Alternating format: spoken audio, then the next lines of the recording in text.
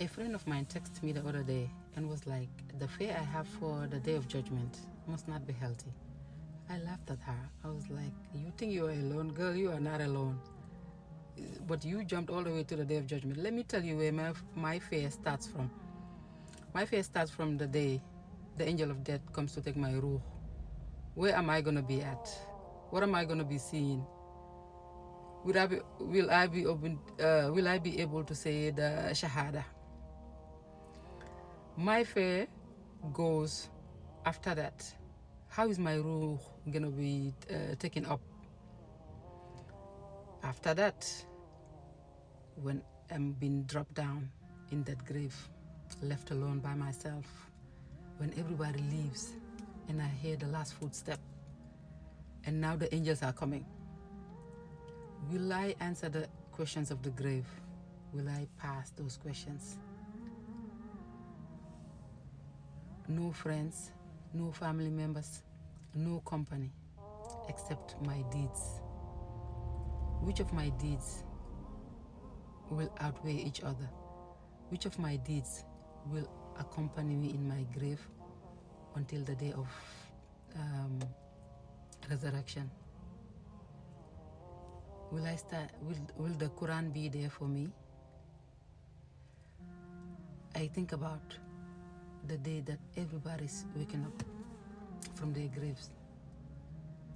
The day when mothers are running away from their kids, husbands running away from wives, kids running away from their parents. Everybody is in a state of worry. The day when the kids' hair, the baby's hair turns gray. I was like, do you want me to go on? She was like, no, stop. Nope, I don't. So I'm like, yeah, now I'm on the day of judgment. You jump all the way to the day of judgment. Let me tell you where my worries start from.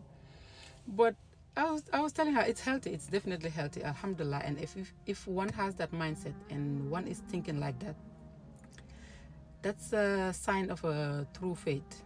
And Allah subhanahu wa ta'ala praises those who fears his punishment and often thinks about the hereafter.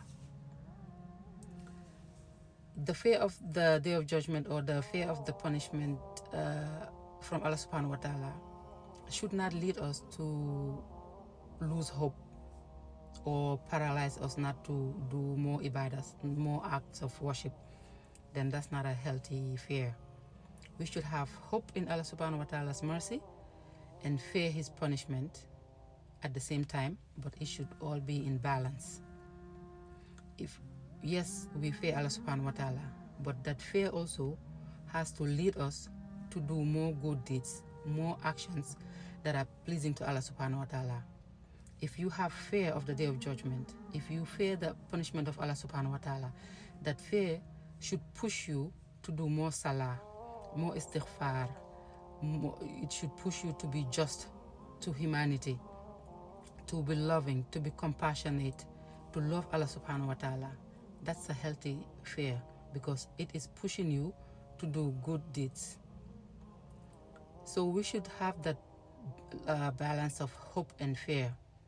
We should not lean also just on the mercy of Allah subhanahu wa ta'ala, just saying Allah subhanahu wa ta'ala is the most merciful, the most forgiving. Yes, he is that.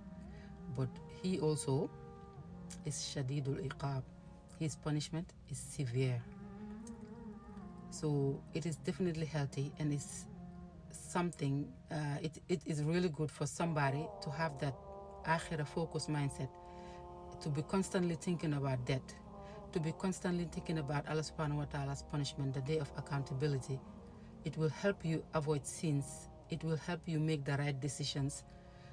You will be conscious of Allah subhanahu wa ta'ala in every decision you are making because you know that it is not just about this dunya. There's a day of accountability that is waiting for us.